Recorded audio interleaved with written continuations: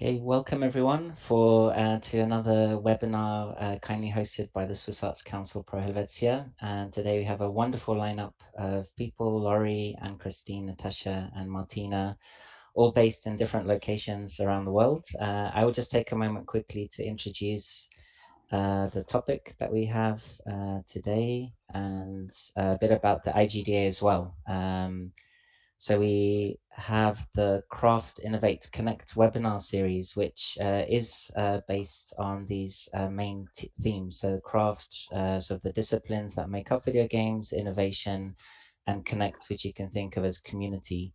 Empowerment of women in video in games is the topic of today, and so we've got this wonderful lineup of varied experiences and varied stages in the panelists' careers. I'm moderating Chris SOLARSKI based in Zurich, Switzerland. So do game theory and teaching and game development. So things to do with classical art and games is my speciality. Who we are as an organization, the IGDA. I represent IGDA Switzerland today. But the IGDA itself is a wonderful organization based on voluntary work, which supports the games community in the craft areas, in well-being, and everything to do with you being an effective and happy developer. We do have membership that supports the organization, so we'd be grateful if you do like the work that we do. Just to take out a 1 year individual membership, for instance, so that we can continue doing these things. What I think there are several advantages to becoming a member of the IGDA, but the greatest are the special interest groups. So they cover advocacy, disciplines, and affinity, and in a way they touch on this craft, innovate, connect theme. The LGBTQ community, if it's game design, game accessibility, or anything really. There's such a wonderful community, and we have chapters all over the world. And you can even become a volunteer, of course, if you're especially passionate about supporting the community with your expertise. And once again, just a big thank you to the Swiss Arts Council for supporting us today. And I kindly invite everyone to visit www.swissgames.ch to see the activity going on in the local Swiss Games community. So I'm going to exit from there and jump straight in to just ask everybody to introduce yourselves again. It's wonderful to have you all here, and I'll just start at the top of my screen. So I'm Christine. Would you mind introducing yourself and saying a bit about your discipline, where you're based, and Yep. Stuff like that? So my name is Anne-Christine Gask, and I'm based in Nova Scotia in Canada, which is on the East Coast. And I'm a producer with a programming background, and I started working in games in 1995, so it's been a while. And I've worked for all sorts of different companies, big and small and multinationals. And in the past 6 years, I've been working with small independent developers exclusively. And my specialty, I like to put it as making people better at what they're already good at. That means it covers anything from helping them with processes, helping them understand, taking a step back and showing them what they could do better, where they're not doing as well as they could. Sometimes it's hard for people to do that. So that's what I do. I also help them navigate the independent side of things in terms of finance, finding publishers that work with them, or maybe not if they don't need them, and how to make the most of an industry that's very big for some independent developers. No, fantastic. Thank you very much, Anne Christine. And Natasha? So, hi everyone, Natasha SKULT here from Finland. So yeah, as a day job, I'm running an indie game studio called MiTale, where we focus on interactive storytelling and narrative-driven experiences, regardless of the platform, pretty much. And what we also love working on is gamification and serious games, as we believe that there is a lot of things we can do with commercial game design practices and all that outside of entertainment while still being entertaining. So this is kind of like really, we are on a path to kind of like break that stigma of serious games, and because there is a lot of course, misunderstood concepts there. Other than that, I'm very active with the community here in game developers community here in Finland and abroad, mainly through IGDA. And my latest role is that I'm a chairperson of IGDA Global. But of course, with IGDA Finland, it all started my huge kind of passion for working with other game developers besides making games, but really being with the community, and already mentioned by Chris, the power of community, and how much we actually um, gain all this from each other, meaning that there is a whole network of support, no matter what kind of struggles you may have at the spot. But and Christine is definitely a better person, of course, to discuss that. And as that is not enough, I'm also quite active in the academic field still, with at least one foot there, because I have a company to run. So I'm still teaching at University of Turku here in Finland, game design and game art classes, but my actual background is in traditional art. I'm a traditional classical artist who did also the digital stuff, so I have all of this mismatch of things and way of doing. So my specialty is, or my biggest passion is visual storytelling and interactive storytelling, and games as a medium for storytelling. And this is something that particularly is as a practice, again, really powerful tool for gamification as well. But yeah, that's in a nutshell who I am, and I'm very pleased to be here. So thank you for having me. Cool, thanks, Natasha. And I forgot to mention that Natasha and I co-founded the IGDA's Game Art, a special interest group, so the Game Art SIG. So we because of our shared passion for classical art and wanting to share these fundamentals with the community. Thank you. So Laurie, Laurie, thank you very much for joining us today. So Laurie is based in Geneva, in Switzerland. So it's special. It's important to have Laurie and Martina also here, so locals, you could say. Laurie, please, could you introduce yourself? Yes, so as you say, I'm from Geneva. I'm actually pretty young in the industry. As Natasha, I have fine arts school, and I studied game art, and then yeah, here it is. So I first been freelancer in game art here in Switzerland, and mostly in publicity because video games here is not really a big thing.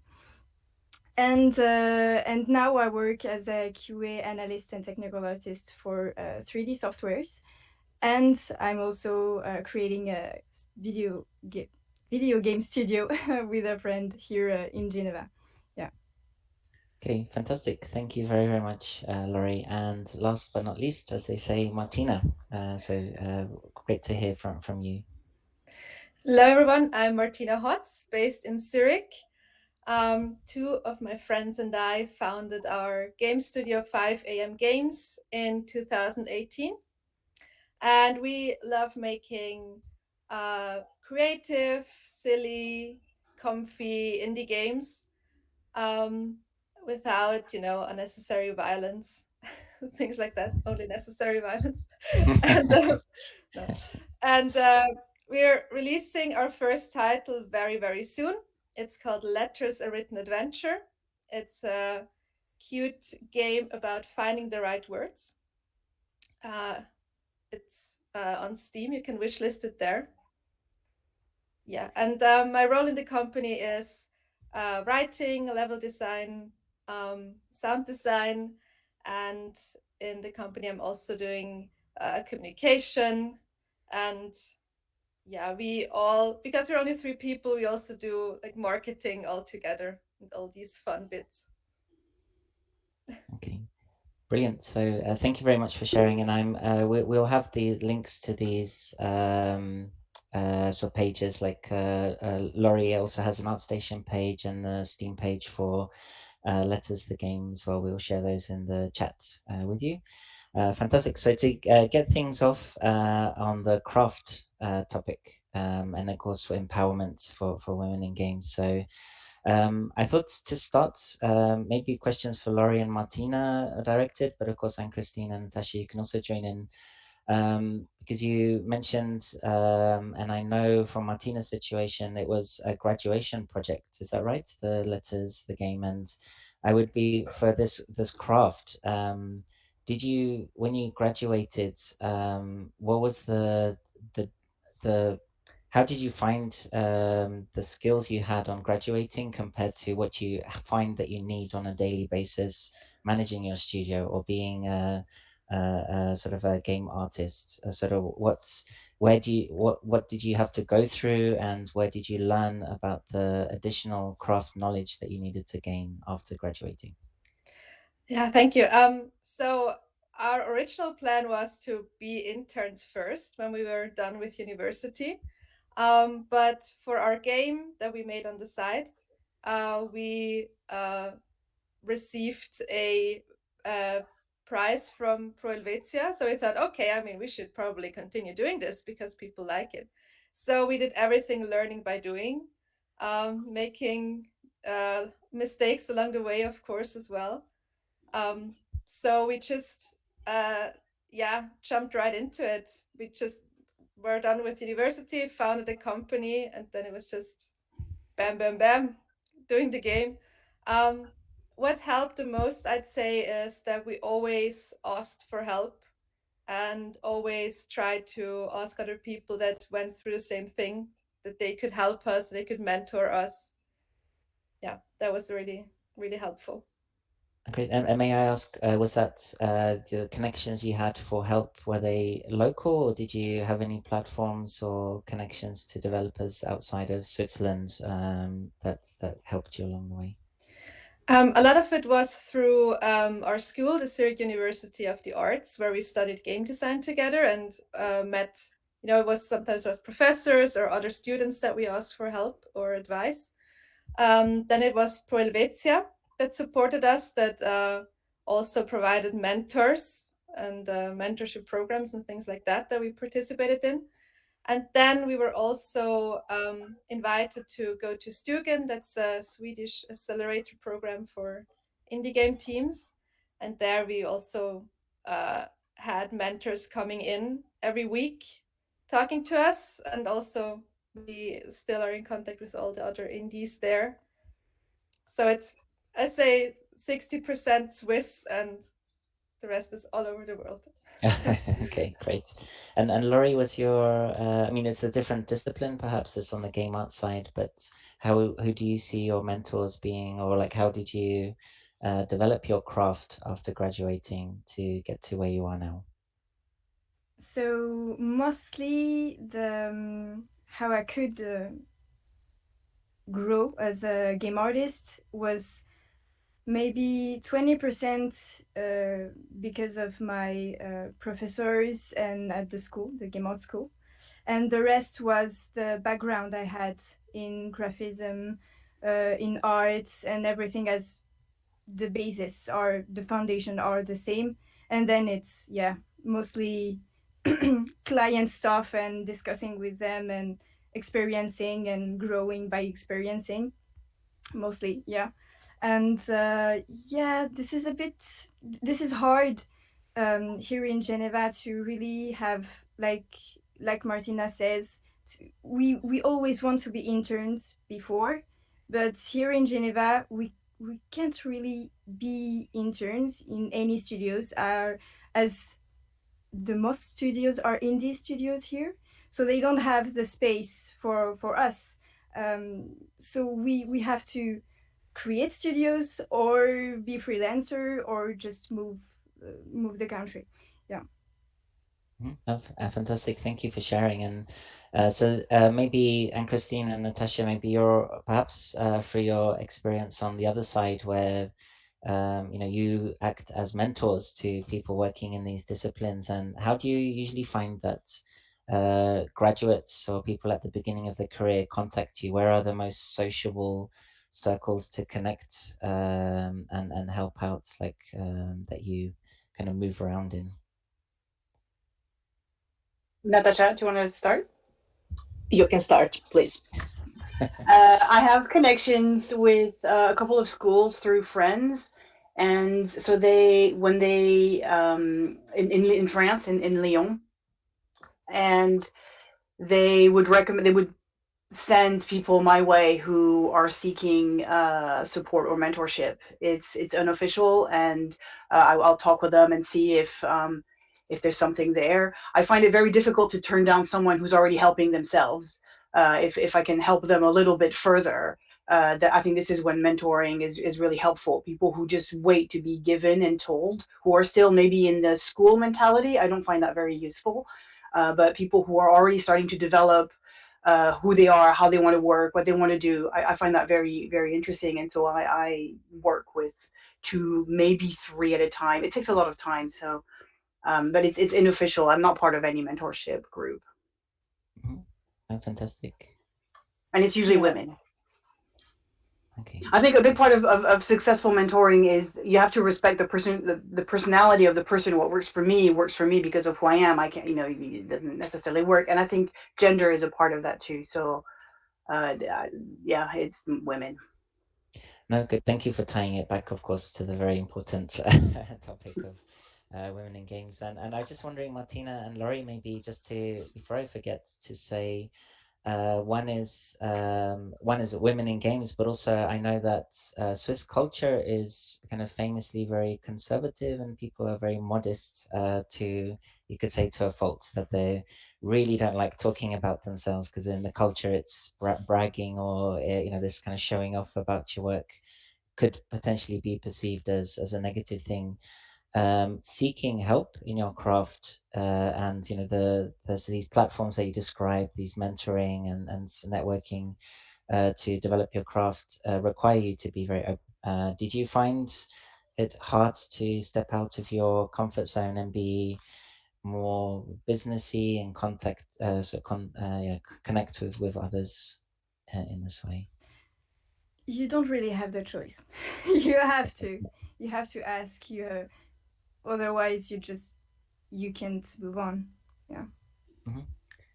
Okay. Okay. And Yeah. Martina, you attending these conferences as well, I imagine.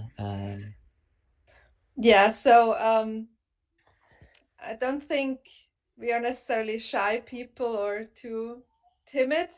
Um, but definitely in school we were taught, you have to do it the American way, not the Swiss way. You have to say, my game is the best. Can you work with me now? And yes, it will be great. Um, I don't think we don't try to be dishonest, we try to be just just honest, and don't over exaggerate everything.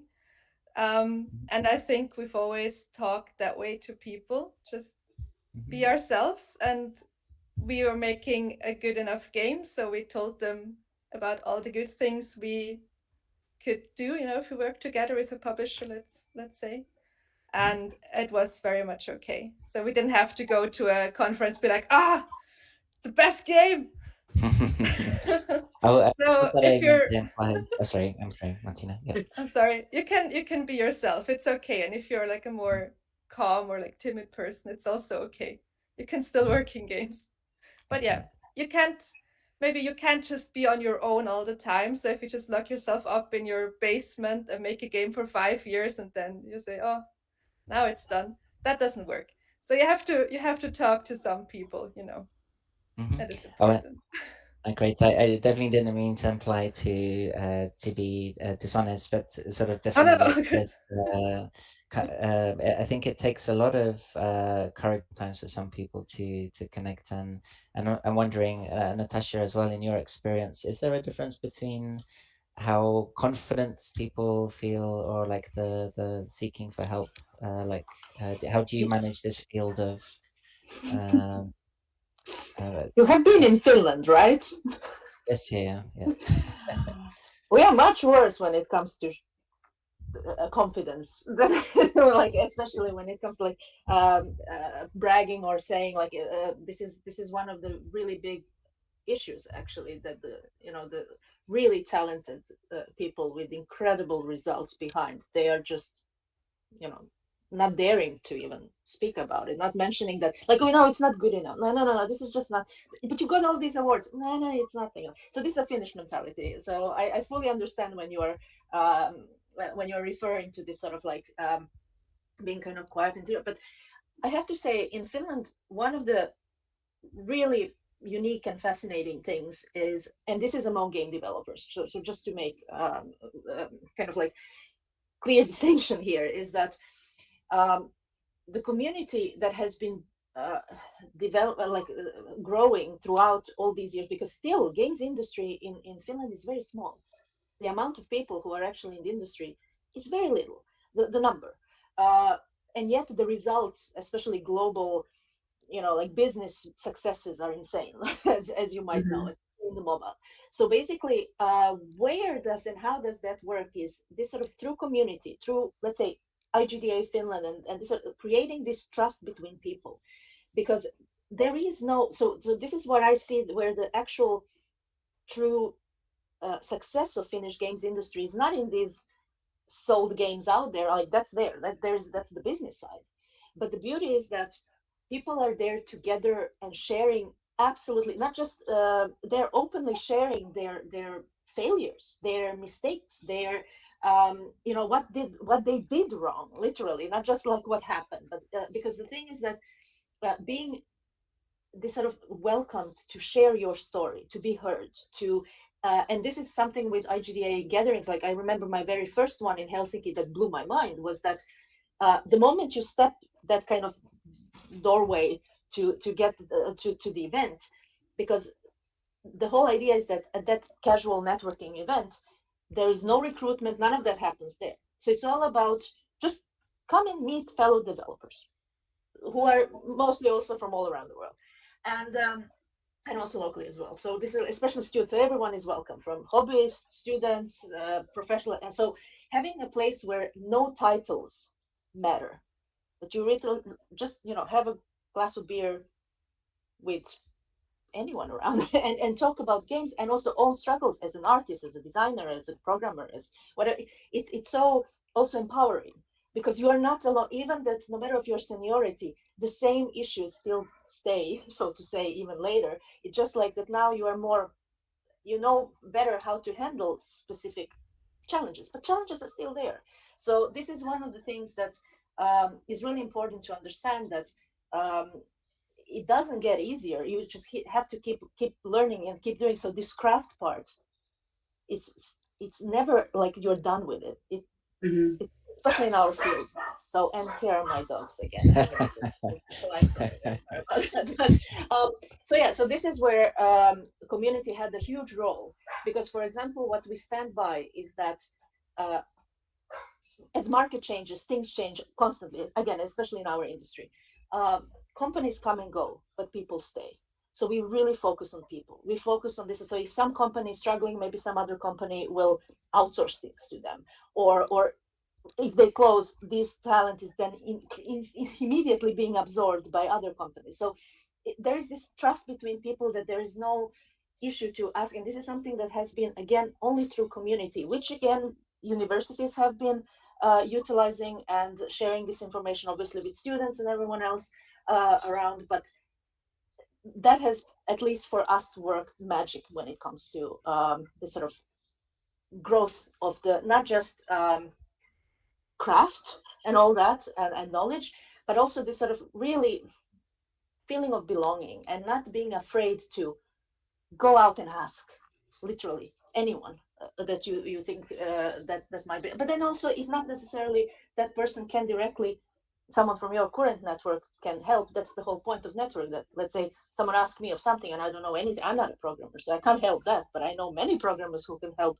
in a specific thing. So I would then make introduction. And this is where the power of network comes, that I don't have answers to so many things. So therefore, let's find the right person to help with that. So this is kind of what we have been doing for generations now. I mean, we are talking about, at least IGDA Finland has been now for 18 years running here, so quite a long time already. So it's already established, but that has been practice. Perfect. So it's definitely all about this community was a theme we were going to go on to, but of course it's very closely linked to craft as well, and learning your craft. That there's evidently from what you've all said, this mentoring and connecting with people who have made the same mistakes that you hopefully can avoid in some way. Maybe to still stay on the craft side, maybe Martina, if you could speak more about Letters, the game, because it is unique in many ways, and I assume some of that, of course, developed from your course. But since then, like, how has your the crafting of your game been influenced kind of by local influences or mentors and internationally? So, like, how do you go about kind of defining what your game is as you progress through development? There were definitely a lot of iterations. Maybe to explain a bit what the game is about. Um, uh, it has quite a unique game mechanic that was there from the very beginning. That was the first building block we had, and it's that you walk through text and you can break apart words to create new ones, and then use these new words on drawings in the game to change them. So, for example, you have a bird without a wing and it blocks your path, and you have the word drawing. You kick it, so you get the word wing from drawing. You throw it at the bird gets a wing and it flies away. So this was like the building block from the very start. Um, and I think the first setting was haunted diary. Then it was a fairy tale book, a journal, and then eventually it's what it is now. It's Penpal Letters. So you follow the life of Sarah, a girl that writes Penpal letters to her friends. And while going through her letters, you solve riddles with this word mechanic, and you also learn more about her life. And it has a branching storyline. So while playing the game, you make decisions that will change eventually what kind of person Sarah will become, because you accompany her through many years of her life, and also kind of how the game progresses. There were many iterations. So first of all, on the technical side, we didn't know like the best practices, of course, because we're still in uni, and we worked very hard to make it smaller. So we changed animation from frame by frame animation to bone animation and things like that. And also Sasha, our programmer, always worked hard on making the game smaller and not this huge beast. That was a big change. And then very deep into development, we also changed the story. So at first we said, oh, let's make it branching storyline. That's fun. That's nice. So you can play it again. And it made the development time like 5 times longer because you have to make all the options, of course. And that was great.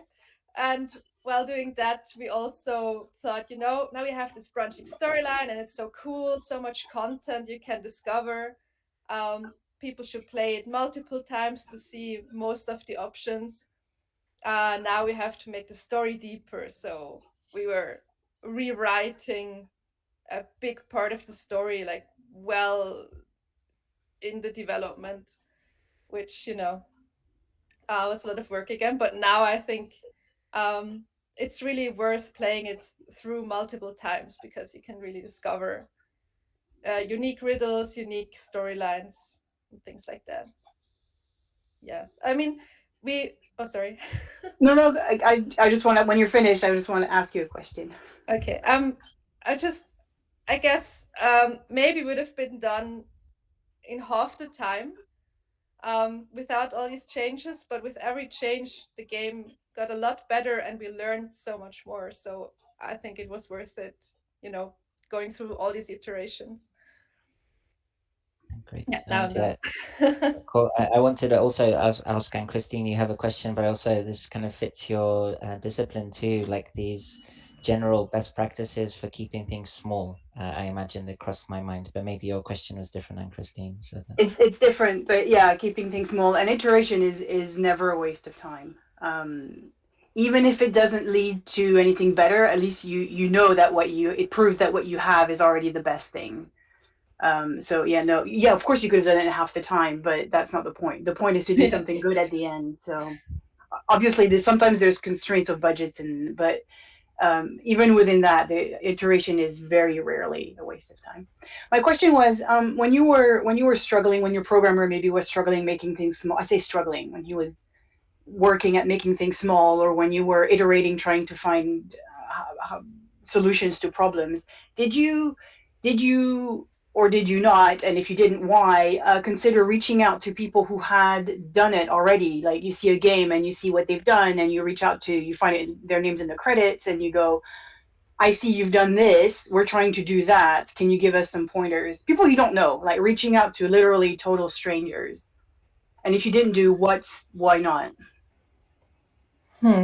That's a good question. So, at that point when we did these big changes, we already knew a bunch of people that could help us. So, it's the first person you go to because you already know them. And I know Sasha, our programmer, she reached out to a bunch of people we know already. So Okay, so you I don't think she reached out to complete strangers. I don't know if the Unity forum counts as strangers. yeah.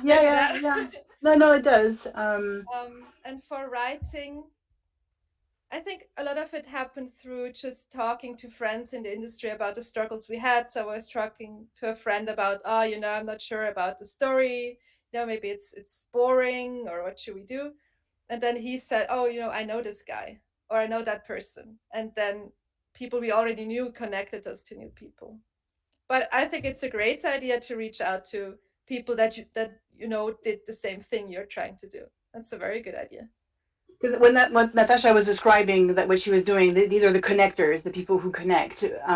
But I don't think there's enough of them. And I was wondering if you don't know anyone, and is this something that you would do? Because I think a lot of older, more experienced developers would be very happy to help. They just don't have a forum to put it out there. They have no connectors to reach out to them. And then on the other hand, you have the junior developers who are struggling. So it's I think, do not hesitate to reach. I wouldn't reach out and say, I need help, please make my game. But if it's something very specific that is related to what that person did, first it would be a very proud moment to say, I noticed you did this, I saw it, I really like it, help me do the same thing. I think very few people would turn you down. No, definitely. Yeah, I also tell my students as well to reach out to their heroes, because their heroes are usually very lonely people working very hard, and they're more than happy to talk to somebody and as someone who admires their work. So it's often counter to what you imagine it to be. And if you get a rude response, then it's wasn't meant to be. Maybe the person's having a bad day, or just try somebody else. But and Laurie, maybe kind of connected to Anne-Christine's thing, because we, especially in Switzerland, maybe it's sort of like reflective of everyone working in their little pockets, but we sometimes feel quite detached from the big industry. You could think you look towards England and the United States and Japan, these kind of places where they have a lot of hotspots. So also reaching out, what does that mean to you? Like, do you also have the confidence, or like have you contacted people, your heroes abroad, or for tips as well, or do you sort of tend to So be more local? now I have, but for the start, I didn't even know such thing would exist. So if I didn't hear my professors, or the professors that were speaking to the developers, not the game artists, about IGDA, the meetups that they were here in Geneva or at Lausanne, I would never know such thing could exist. So yes, sometimes you have to just open your ear and Google and search for people, because otherwise you just don't have an idea here. Yeah. Oh, great. And one thing I wanted to go back to, Anne-Christine, again, and what Martina was saying about this, a small, seemingly harmless addition to your game suddenly multiplies your production time by 5 times. And Anne-Christine, you have so much experience in production, especially like, is there some top tip you would give on this topic? Like, what would your top 3 tips be now that we have you here and to sort of help along this, what you see young studios struggling with the most, maybe to narrow down that question a little bit. I don't know about top 3, but and we touched on this earlier. Every project is different, and in one way it makes it interesting. In another way, it means what you learned on one project is very likely not going to be useful to what you learn on another one, and that can wear you down after after a few years when you think, okay, I'm going to kill myself making this game, but it's okay because I'll learn so much. The next one will be a lot easier. No, it's not, because the technology is different, the people are different, and it's just start over again. So it's hard. There isn't like a one. If there was, then I wouldn't have a job because people would just apply that solution, right? So generally, just one way I describe my job sometimes is to say I plan for the worst and I make sure it doesn't happen. And the worst in this case would be to have a great idea and not have the time or the money or the energy or the morale to put it in. And so my solution there is to plan for the change from the start. Don't assume that you're going to get it right the first time or even the second time. Just give yourself when you start, know that you're going to fail, know that it's going to be okay, warn everyone, and give yourself enough money and enough time to redo the thing 2 or 3 times. So that when it does happen, you're not scrambling, you're not crunching, you're not cutting corners. You know it's part of the process. It's that's how it is. That's how you make art. You guys are artists, at least 2 of you. I think when you start making a piece of art, whatever your medium is, you don't expect to get it right the first time. And maybe you're going to leave it alone for a few months or years and then get back to it. And well, that's the same for games. The cost is higher, but just plan for it from the beginning. Just know it's going to happen. That's my best Yeah, advice. fantastic. Yes, yeah, sorry, I realized my question was huge. So thank you for cutting. But yeah, in the detail, it really depends on the team and the idea. And maybe the other, okay, here's the second piece of advice. Maybe you can't do it. Maybe it is a great idea and it's too late. That happens. And so, well, too bad. You should have had that idea earlier. Maybe leave it for the next game, leave it for an update, leave it for later. You have to know when to stop. This also applies to art. When is a painting finished? When is a piece of music finished? You're going to have to stop and ship it at some point. And yeah, maybe that great idea just isn't going to make it. Great. That Thank you you very have to know much. to do that. Brilliant. And Natasha, I see you stroking your chin thoughtfully. Is there an idea ring on that topic? Way too many. So first of all, as an artist and as a producer, or whatever you want to call me anymore, with all my hats, in the sense that different roles I had throughout my career. But yeah, project management and business development nowadays, besides art. So I can like few things that I definitely would like to recommend, because these are just like recommendations, but your team and your project best, or your idea. Speaking of ideas, I don't think there is such a thing as great idea, or special idea, or unique idea. It's only about that we all have enormous amount of ideas. It only matters what you do with that idea, and this is something that you really have to figure out. Now, what you do with that idea is that something that I learned from creating for years free-to-play mobile games, which are not my cup of tea. I have high respect for the market and all that. It's all great. But what I learned there is to prototype fast. And this is how you validate that idea. So this is one thing for the young teams that I always try to recommend, is that don't start with creating, let's say, level editor or whatever thing. Have main pillars and main stuff of the game. The core game is there, and you can even test it. If the game is good, game mechanics are good, you can even test it with sticks and stones. You don't need to have even programmed stuff before actual design is there. So try to validate that idea as soon as possible, because when you think about what are bad ideas, if I tell you, okay, I have an idea to have a fat little guy running through the sewers, eat mushrooms, and fight the giant turtle to save the princess. Is that a good idea? Everyone will say that's nonsense. And that's one of the best games, or most performing games in the history of games, as Mario. So there is no such a thing as bad idea. It's what you do with that idea. and what you as a team also come on. So that would be my recommendation. Really try as fast as possible to prototype it. Don't spend too much time on feature creeps or something smaller, just a little bit of this. No, don't think about, just have the idea validated as soon as you can. So that's my kind of like production base, because if it's there, if it actually works, then you, same with the soft launch in mobile games and so then you see, do you kill it or not? And don't be afraid to kill your babies, in the sense that you don't have to necessarily kill it. Put it in a drawer. You never know when certain feature or something else can be useful for something else. For example, quite often when we kill our babies, what we do is that everything there is then utilized. One can utilize all that in some other projects, like or some other prototyping and so on. So it's never wasted. It's never wasted. Same thing with iteration, as it was already said. Never wasted. But this would be my coin to the Witcher on this topic at this point. Otherwise, it's way too long. So therefore, I'm not going to go further. So, great, thank you, Natasha. And Laurie, I assume since you have a classical or a traditional art background, I suppose all of this is reflected in your process anyway, with thumbnailing and stuff like that. So, you know, we see often a connection between traditional art and game development in these fields. So I assume that's the same case for you and how you develop your work. Yes, exactly. And I'm really a crafting person, so I like crafting everything, clothes,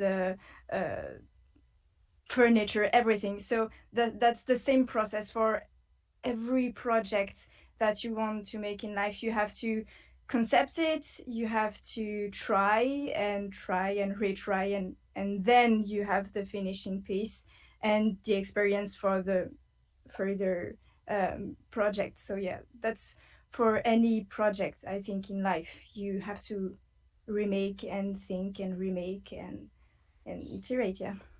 Mm-hmm. And Great. the way to iterate successfully, back to what Natasha was saying about there's no such thing as a good idea or a bad idea.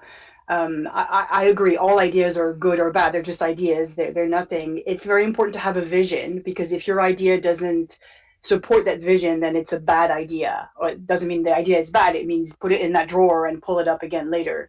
If you don't have a strong, and that applies to life as well when you're making decisions. Any decision is a good decision. Should I go to school? Should I get married? Should I move country? You know, whatever. If you don't have a vision for where you want to go, you're not going to be able to make the right decisions on which idea is good or bad. And that relies on the designer or the person who owns the project. They need to be able to know what they want and articulate it clearly to those around them. But you see a lot of, it's a bit like if you have you're baking dinner and everybody throws in their favorite food. All the foods are good. It's just together it's inedible. And it's a bit like that. You have to be able to sort. Okay, this is what we're putting in there because this is what we're doing. Yeah, I just wanted to say that. Okay, perfect. And sorry, go for it, Laurie. Yes, if I can add something, iterate makes you know what you are good at and what you are bad at. So what you have to work more to have a good level on it, and also what you can now just use as skill to have a great project. And it's the same with video game. If you are alone or if you are a team, you have to know the best skills and the bad skill of your team to make great project and iterate and see where everyone is great at, makes you have a great team. Yeah. Perfect, thank you.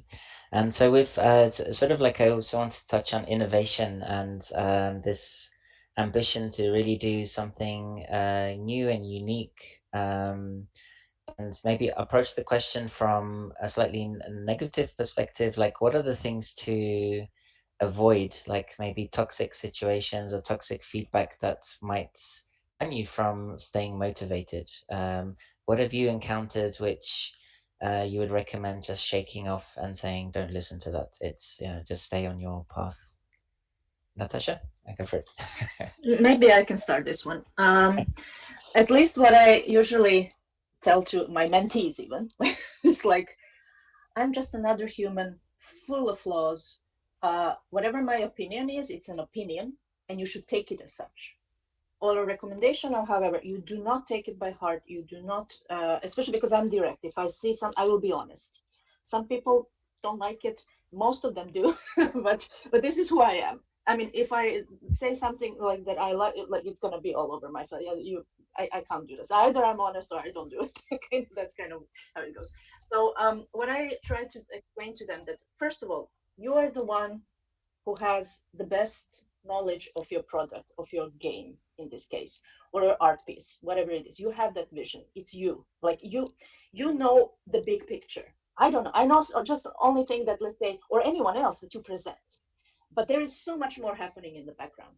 So what I'm always trying to encourage them is that take every single feedback, every single, even the worst one, even the most rude one, and so on. I mean, these are also valuable to teach you how to react and how to take even the worst of the feedbacks, even that are not, let's say, should not happen ever, but it happens.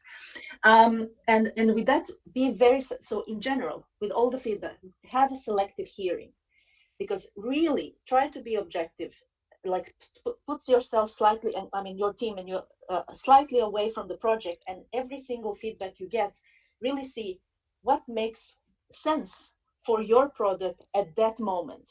Because as I said, you might, especially in the smaller teams, you might miss certain skill set. So, and if there is no budget and blah blah blah to actually have some external help to do that, then don't waste time on do what you can with the best of the practice at the moment with your team, because lots of teams also waste a lot of time on kind of like, just because someone from the industry, like big name, gave certain feedback, that now they think they have to follow it by heart. No, that person just met you, heard one side of that, whatever that project is. So therefore, you know, you are actually doing that, you are in the dirt there doing the stuff. So you know the best what actually, or you should know kind of like how to take that feedback. So be selective when it comes to listening, in a sense that what works from their best, and then don't be afraid to ask how to achieve that to that same person who is giving so thank for the feedback, and then it's like, okay, we have then this situation, this challenge, blah blah blah. So we can't necessarily go that way you are suggesting, but what would you then recommend in this situation in which we are at, with this sort of, if we want to approach this further, what would be your recommendation, which steps to take?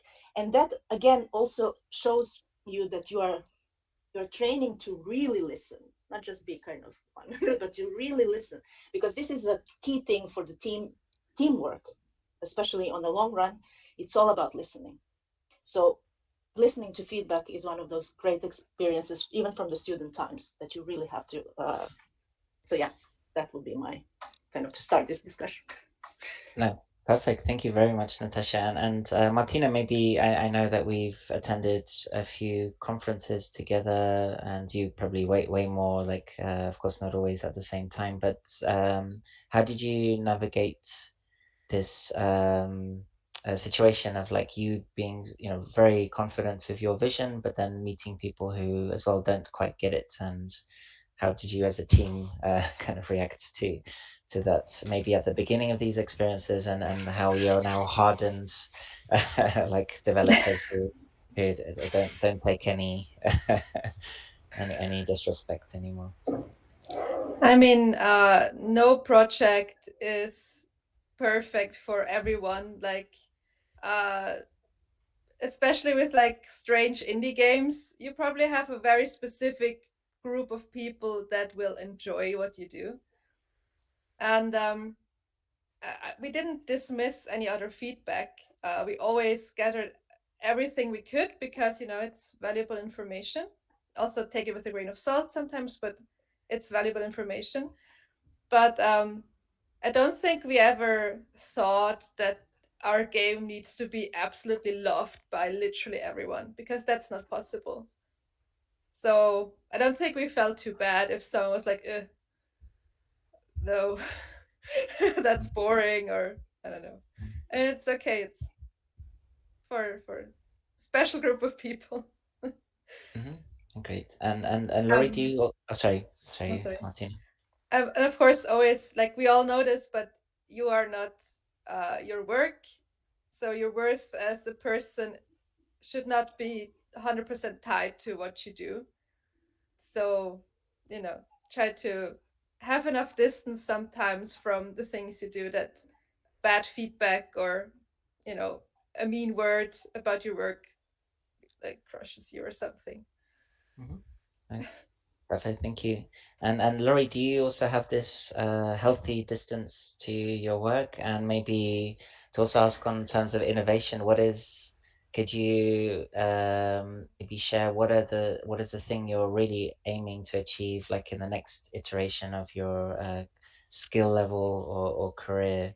That's you know, what could be, you know, how are you striving to get there in your work at the moment? Yeah, at first I wasn't really great for taking advices or criticism because I really put my heart in everything. So this is sometimes really hard, and Mm. not everyone can do well criticism. So you always have to face it's boring, it's not great, I don't like it, but this is just um, their taste. This is not a real criticism something to your work. So I had to learn to take the form away and just see what he or they are talking about. Like if you have a drawing and we talk composition, why are they speaking about the composition? Why my composition isn't pleasing for these people? Maybe it's just because it doesn't like it. Sometimes it's just that, and sometimes it's because you can add or just take some things away. And yeah, the distance is something that you can learn, and you will learn facing those criticisms. And yeah, for my skills, how I see me growing, uh, better respond to them because it's always hard. It's easy to say yes and write the criticism and then just go away, but you sometimes have to face them and respond them, uh, and be great with them because they are people also, and nobody likes to be bad treated. Or so you have to you are not here because you are here because of your project. So you have to represent your project, and you have to be nice with people even if they're saying something bad to your project. So yeah, you have to learn to speak to them, and I think this is the main skill I have to to to to train. Yeah, Mhm. for me this is it. Yeah. Go for it, and Christine. I wanted to say, taking criticism is difficult for anyone, and I think it's particularly harder for artists because, and now we're touching on the subject, and it's a bit controversial, and I don't want to derail this conversation, but is games art? Because you could argue that if you're taking feedback to making something, you're not making art, you're making a product. If Van Gogh had taken feedback from people, we would never have his work, right? And so I'm simplifying for effect here. Obviously, it's more subtle than that, but I think artists in particular, because they put so much of themselves in the art, it's much more difficult to take criticism because they're not making a product, they're making art. This is how I want it to be. You don't like it, fine. You don't have to like it, but this is the piece, this is the work. And when you're in games and you obviously you're making a product, it has to be sold on the marketplace. Then there's this tension between how much of yourself do you let go and how much do you insist, and maybe is a game still good if no one buys it and no one likes it. And so I think it's much harder for artists, and I'm not an artist, so I can't really speak to that, but I can see how it's much more difficult for artists to find a place where they're happy with this. As much as it's difficult for me to take criticism, it's about finance, it's about systems. It doesn't really matter. I think artists struggle more, but you've got artists here, so yep, Natasha wants to jump in. No, just to say, I mean, actually, in when it comes to art, like being professional artist, because that's I have been having my professional artist career and also did my PhD in art history and museology just because I wanted. Um, very useful nowadays for some stuff, but in games and interactive storytelling. But otherwise, yeah, um, it's actually not that much different. If you're doing being a professional artist, there are two things. One is that you have your brand, your art that you are creating as a product, because you are creating your art as a product. So again, talking about as a professional artist. And second thing is that you need to be able to work on a various projects, various fields, various styles, and so on. So you are not one trick pony. And this is the same thing with the games. You if you just do one single thing, just as an indie, especially, just this is my project and I don't care. It's not healthy either way. Even as an artist, that's I just like doing this and I don't care what others say. No, then that's all you do. That's all you do, and you do one. And this is Instagram is full of those one trick ponies, very famous artists, so to say. But they do one thing, and if you see anything else that they touch, so this is kind of the difference. This is at least at academy back in a century ago when I was in the university. Is that sort of that was something that we were told to don't like try different things even if you dislike the technique and stuff. It doesn't matter, try it, get yourself out of the comfort zone, because that's where you're actually perfecting your craft of whatever else you're doing. Because next time, even if you tried something else, you go back to your comfort zone and do exactly what you will actually be adding more value and different perspectives to that particular topic you're working. And this is exactly in games that I can see from all the disciplines that come to make games: programming, art, music, everything, animation. So it's all that all these different practices that really need to come together come from that sort of not to be a one trick pony. And this is the difference between an amateur and a professional, both game developer and an artist, is that you are able to do different things depending on the product, market, this and that, so that you can alter to the right way to do, because that it actually, as said, like I don't see much difference there, because whoever is the bohemian artist kind of like just go, there are only few these that actually unicorns kind of become famous out of their own stuff. And same like in the like solo developer having millions out of one game that they just did by themselves. So kind of like, if you want to be professional in your field, you really have to put yourself out of the comfort zone. Yeah, and that's kind of reflected in what I teach as well myself. We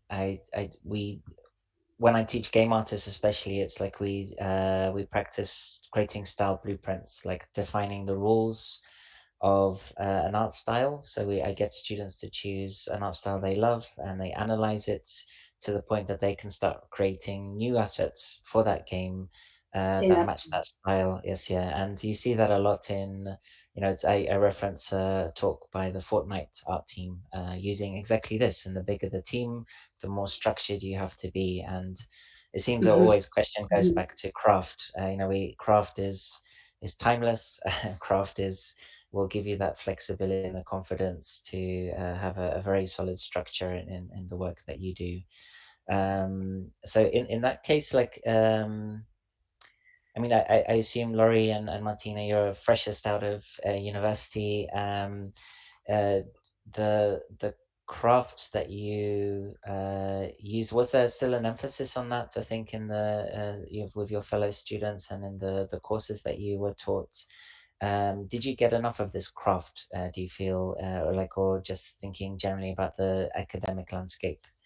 In general, or is there a tendency these days for schools in general not to point any towards your universities, but to focus on this creative side and having a cool idea? Do you feel that this is enough taught about this craft to give you the confidence to have a solid structure for your workflows? So I studied at the Zurich University of Arts, and they make game designers for Switzerland, right? Because it's a Swiss school. And the scene in Switzerland is really small, so the teams are really small. So they make generalists, not experts on specific things. So in 3 years, we learned uh, project management, programming, 2D art, 3D art, level design, writing, sound design, marketing, anything that has to do with games. So of course you cannot learn all of this like perfectly.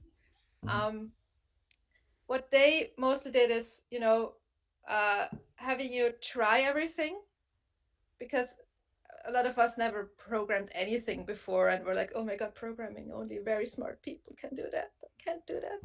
But then you see, okay, I guess I can do some, and I could learn more about it. So that's very good. And we also had a lot of projects.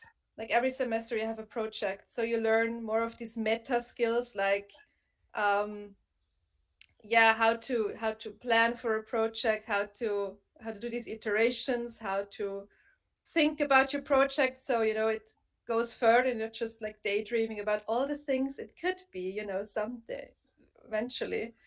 So I think that was really valuable. And also, you know, how you could learn more in a specific field. Yeah. And then if you have a special interest in a specific field, you can then learn more on your own, or with the help of, you know, a mentor or friends that do that as well. Okay, great. And Laurie, was that, I think this university you went to is a bit more specialized on the artistic games in particular, I think. And yeah. Yes, exactly. Where I studied at the SAE Institute. So there is different fields. There is the game developer field, the game art field, web designer, audio engineering, and filmmaking, and now there is a communication field, I think. And the thing that they really do great is that every 4 semester we have a common project. So everyone is working with everyone. So you have all the fields in one group. You have obviously there is one project manager here who has to manage and everyone, and you have to so you can see what's working and how every field connects between them before when you are specializing into your own field. So for that was really, really great and really, really exhausting, but that's exactly how it is in the industry. So so that's really great. And even in the other semester, the others project that you have, you always you have to do this exactly how studios do. And you can also you have another project with the same techniques, but you can do anything you want, like create something. You just have to use the same tools, and for that it's really great because you can open your vision of the industry and know where you want to go and where you don't want to go. So yeah, for that I really liked my studies here. Oh, brilliant, thank you. And Natasha, does that you being like having feet in several places, like the craft again, like the students that you see again, not necessarily picking on any university in general, just the general landscape of craft, are students and like early developers really getting this a respect for it, understanding it, and being taught Yeah, it? I mean, I'll be honest with you. I think I have right to say this as a certified teacher, also in art. I think there is lacking certain, especially basics of art teaching when it comes to game art. And this is something that I can see that especially students who come regardless of the background, but who want to pursue game art as a if nothing else to try it out, if not the career choice. That there is generally that they have to come and a self-taught kind of, in most cases they come self-taught of this sort of basics, which should not be the case, because the same basics in art production are something that we use in obviously in games when it comes to composition, all of this, like everything else that you use in games. This is all about that, because it's all about, again, visual guidance of the player when it comes to also game design. Like how do you that you actually have the player knows exactly where, how, what is happening at all times, no matter how camera twists. So every single part is basically a 2D kind of image that you has to tell a story and guide the player in each view. But besides that, this is where I said that in what I'm there's a reason why I stayed at my classical art academy, kind of like, because I was considering to change to more contemporary, because I was doing this digital and traditional, but I was considering changing the university. But then when I saw that sort of like uh, that how the curriculum is different, I decided after all to stay with the tradition because of this, because it's um, this is where I put myself completely out of the comfort zone. And I think for artists, it's very important to do that. And schools should be the places where you try and fail and make all the mistakes possible. So this is what I'm trying, at least with my students, to explain to them, that use this opportunity, no matter how many years you are at university, to try and do everything. Same with the game jams. Do everything, anything. Because now is the time when there is actually no judgment. There is no damage. You have all the support from from professors or teachers or mentors, or you have a whole network there for you. This is the best place where you can really try things out and not be afraid to try. Because later also, we have to remember, no matter how indie and so on we want to be, we have to feed our families. At least I do. So this is we need to have food on the table. So there is business, and this is another side. So when you are creating an art form, even as an artist or as a this sort of team, when it comes to games, at the end of the day, it is that you work, you live from that work you do. So that means that that product is wanted and so and so on and so on. So that there is that you are actually being sustainable and you can keep going and working on that. So there is a bit less flexibility once you're out of university to actually fail. Depends of course where you are even. Like in some countries like ours, you can fail in Finland as many times you want. There is again super cushion system of social, support. Not every country has that, and therefore use university as this is like what, because for example I'm originally from Serbia. I did my university studies at Belgrade State University of Art, and no, we don't have this sort of funded studies and anything else. So basically we usually work also while you study, and this is kind of like, again, not it's not always that. So once you are out of university, you have to kind of like, there is this sort of reality check where failures are, I mean in internship you can, of course, I mean you're trying like you're but when it comes to actually job search and going through the sort of starting your career, more you have that mileage of trying different things, the better for your own also comfort of trying different things. But maybe Anne-Christine has something as well from her experience to add. Yeah, I wanted to say that for me, so I didn't go to a games degree university because they didn't exist. I'm 52. They didn't exist when I Same, we started. didn't know. No. Yeah.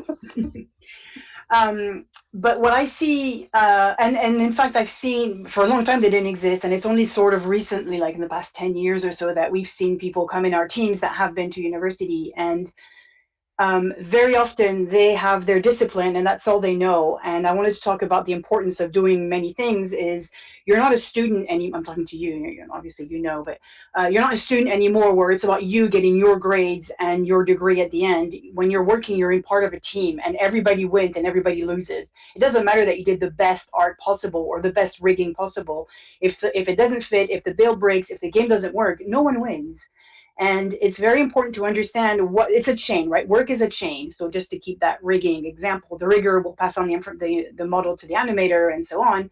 If everyone is the best, but there's no one in charge of the connections, if no one understands what the other one needs, then it's going to break very soon. And it's going to cause a whole bunch of problems, which then causes delay and people get annoyed and there's overtime. And there's so much work that has to go to fixing these things that really should run on their own. And that can only come from understanding what the other person wants and then giving it to them, not saying, oh, I rigged my bones, I got 5 bones in the arm and that's it.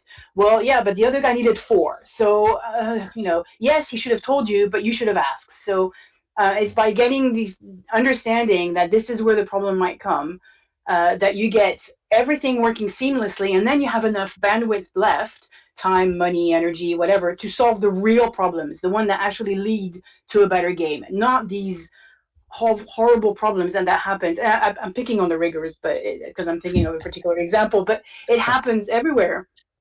It's understanding you're always the client, and when you do a piece of work there, you're the client of someone, and so you have to talk to that client, find out what they want and give it to them, and then if it doesn't work or if there's a problem, you can go to your project manager and figure it out, or your lead.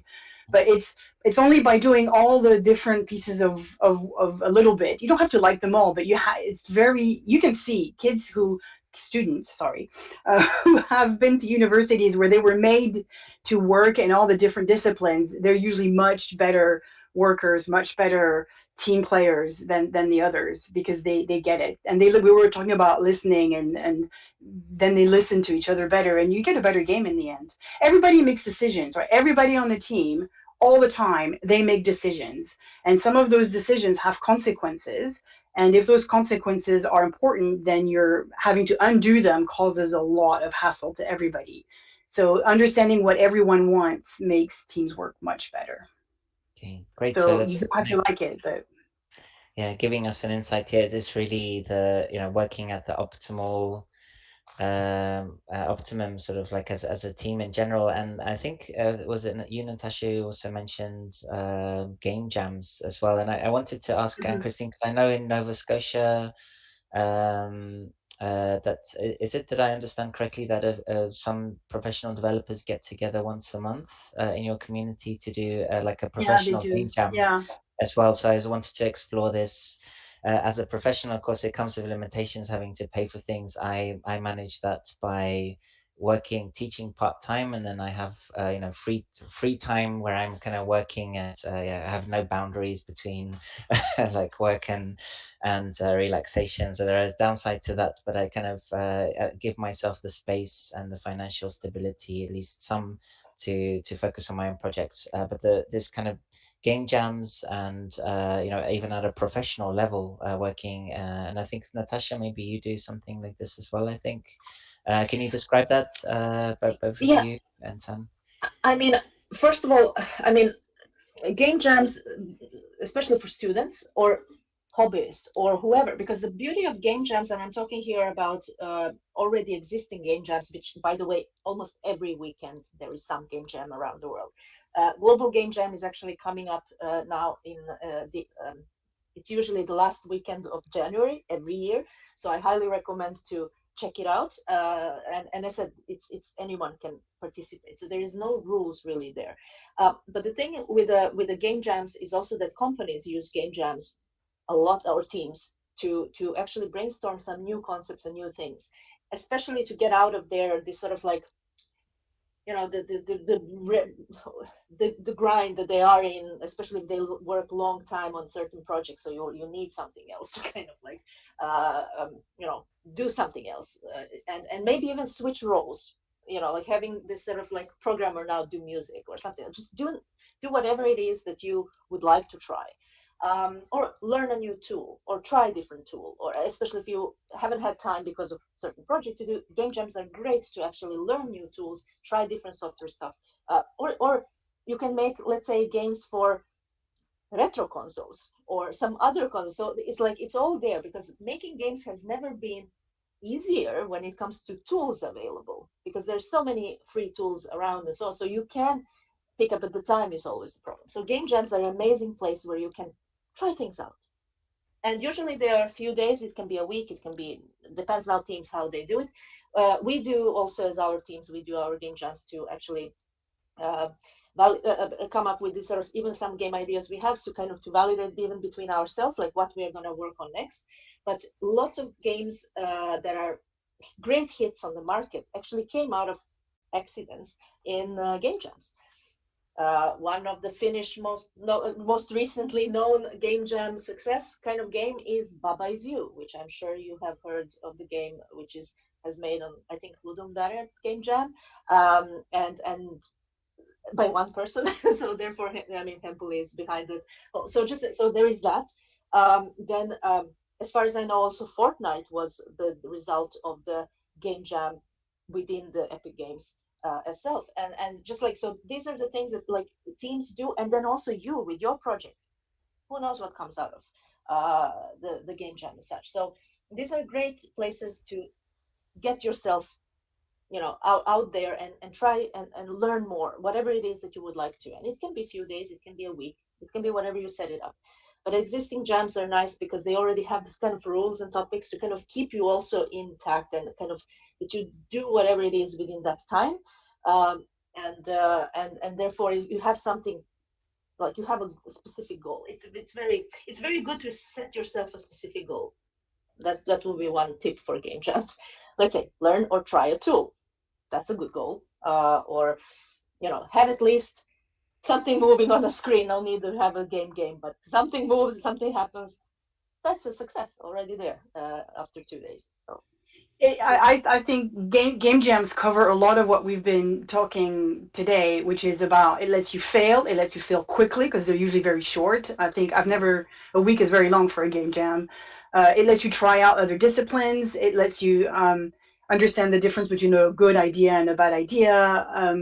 It's and more importantly, it helps you understand the shipping. You have to deliver something at the end. What you were just saying, Natasha, it's not just, oh, I did the design or I did it part way, but you know when it's going to finish, it's going to do this. Okay, then you failed. This isn't a game jam. You have to keep in mind the delivery and ship. And that's part of what when employers say we want you to have experience, that's what they mean. It's mean the idea of you have to know how to start, do it, and then finish.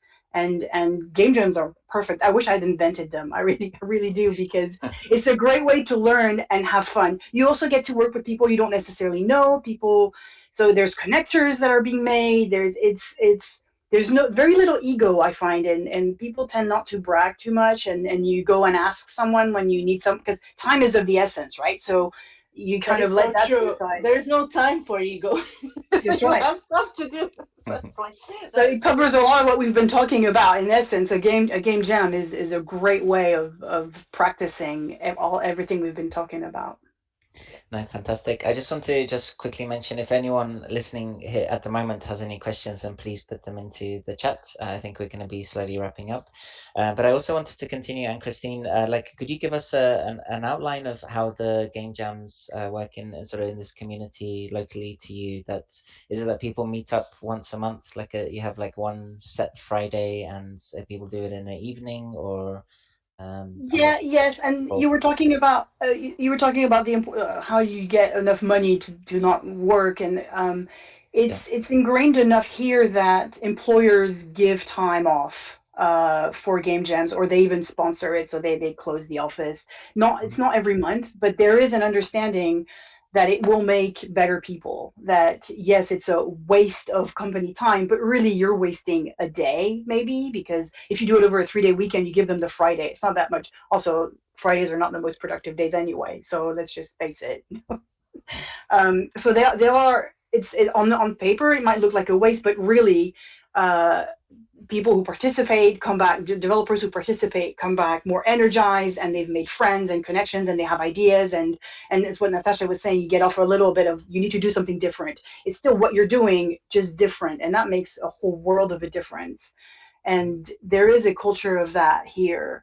And so the global game jam is a big one, but there's also some smaller ones, and you find some also informal ones. People just get together and they have this little group that they do, and they make games out of that. I don't know if that answered your question, but yeah, yes, yeah. I was just curious because just who actually formalizes this event? It sounded when we talked about it before, or with Sean, that yeah, it sounded like just a group of friends who get together that are professional developers. I just wanted to know what the context was of the meetup. It's very organic. It just pops up, and it's a group of friends or friends of friends, or we're back to the connectors, people who say, oh, you should join, and it's a way of meeting professional people in a professional setting and see what they're good at, and see if you want to continue doing more stuff with them, maybe even recruiting them. Yes, yeah, because I like the sound of it, because I think the tendency to think of game jams often somehow at a student's level, and I'm not sure if it's but like kind of formalizing it among, you know, like professional developers getting to two studios together, or others kind of paints a different, slightly different picture of what a game jam can be. And working at people who are really you know, producing games, publishing games, and then you sort of have an even greater opportunity to realize things that are even more potentially even more fantastic. Although not to dismiss more publicly accessible game jams, because of course, as we know, they've also produced some amazing successful games. That would be great to get two developers to do it, and we're tapping into those contract clauses where companies say whatever you do in your outside time belongs to us. You know that, and when contracts have that, then it prevents having game jams with other developers, because then whatever you make it gets really nasty, which is another reason why those clauses should not exist. Just let people do whatever they want outside, even if it's with people who work for your competitors. In the end, employees will get it back, because there's employers will get it back, just because it just makes your brain fizz. And yeah, it's an opportunity for so many great things to come out. Okay, great. So yeah, we have like these themes. I'm just trying to read through if there are any questions, but I shared Letters, the game, the Steam page. So I think you should have some more wish lists today, Martina, and the team. Perfect. But in general, it seems, yeah, the theme is craft. I think it always comes back to this somehow, the again, community and game jams is sort of like having that flexibility to explore and somehow step outside of your daily routine and your comfort zone, but also at the same time to have the craft and the ability to understand the structure of what you do on a very fundamental level. So with, I think, no questions forthcoming, or question for anyone in bringing in more diversity to communities. What opportunities in game dev communities do you think would support women the most? This is from Wolf Gamer Tag. So question for anyone in bringing more diversity into communities and women, in supporting women in particular. So anyone can step forward. Christine, would you like to just let me? No, I was going to hand it back to Martina and Laurie, maybe, and why did you? Why is the reason why are women not joining the game industry, but you are? Like, how do you see it? How? So I think in Switzerland it might be a bit different, because it doesn't have a really like an old game dev scene, or at least not a big one. So it never became like a men's thing or like a boys club like it did in other countries. And when we started studying game design, there were already really cool women in games that were very vocal and very active, like Philomena Schwab, for example. So that was never really something, Mm-hmm. like we never thought, oh, that's not something for us. And I think, you know, the more diverse people there are in games, and people see, oh, this person that's, you know, like me also makes games, so I can make games. That's really awesome. I think kind of safe spaces are an important thing.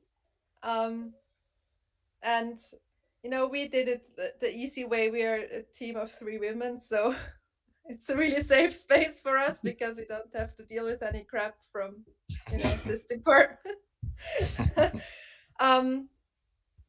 But yeah, maybe if you want to get into like an indie game community in your area, maybe try, let's say if you're a woman, try to find other women in there and ask them, so hey, how's the community there?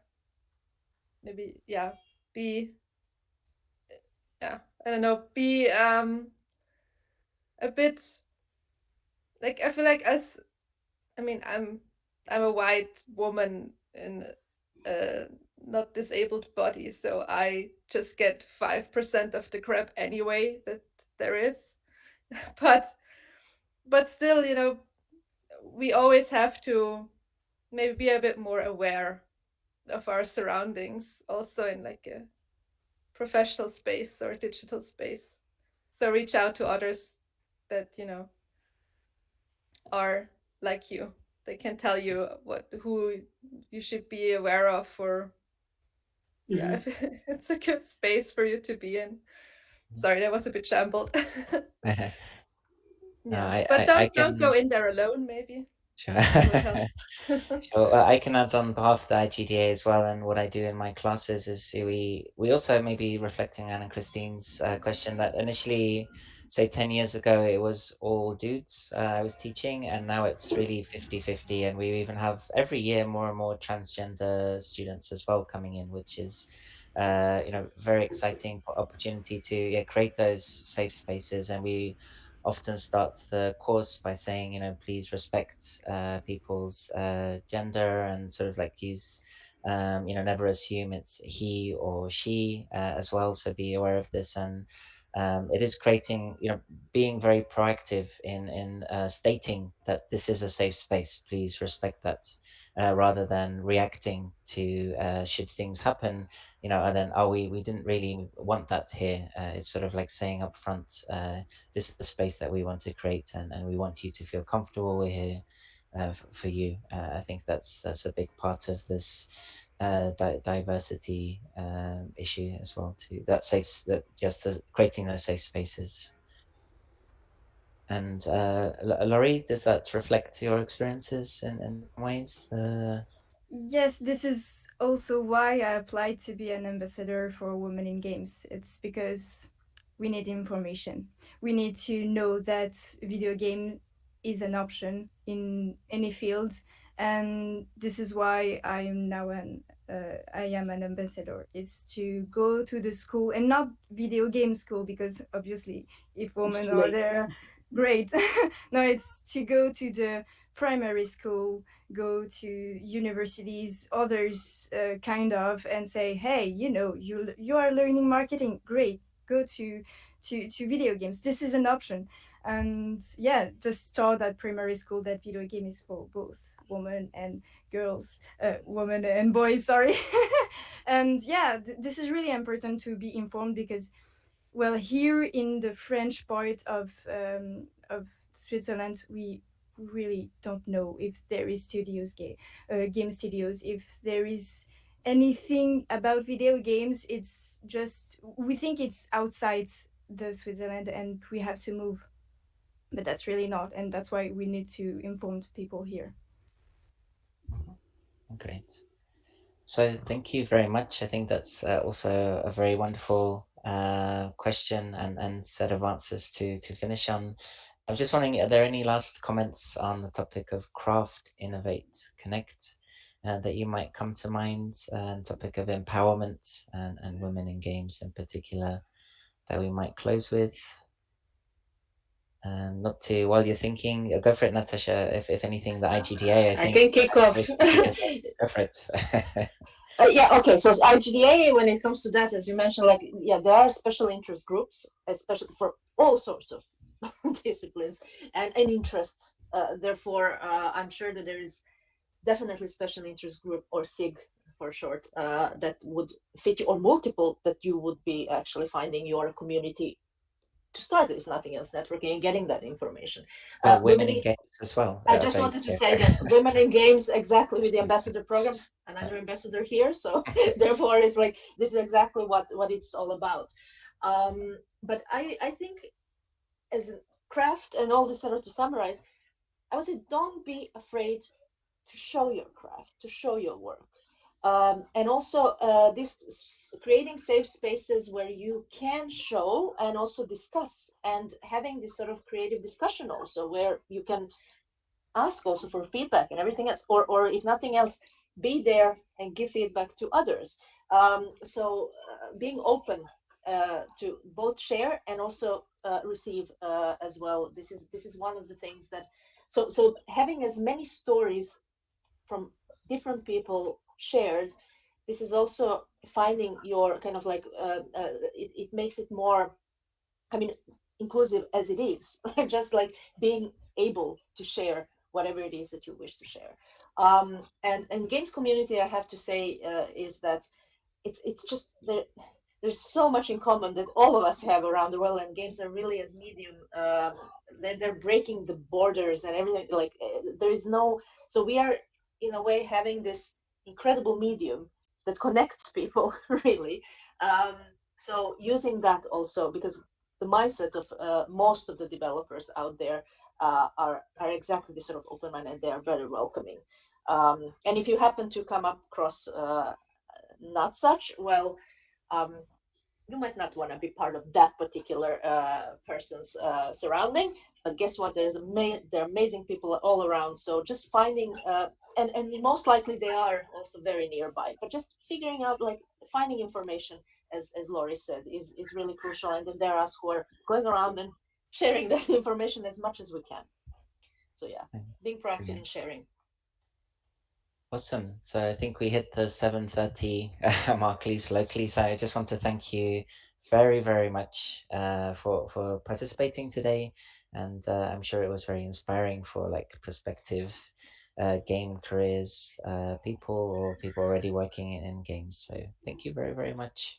And I'll share again this, I think this will be archived on the IGDA website. So we'll kind of keep sharing those links. So please do wishlist Letters, the game, and follow Laurie on the art station as well to see their work. So yeah, so fantastic. Thank you very, very much, everybody.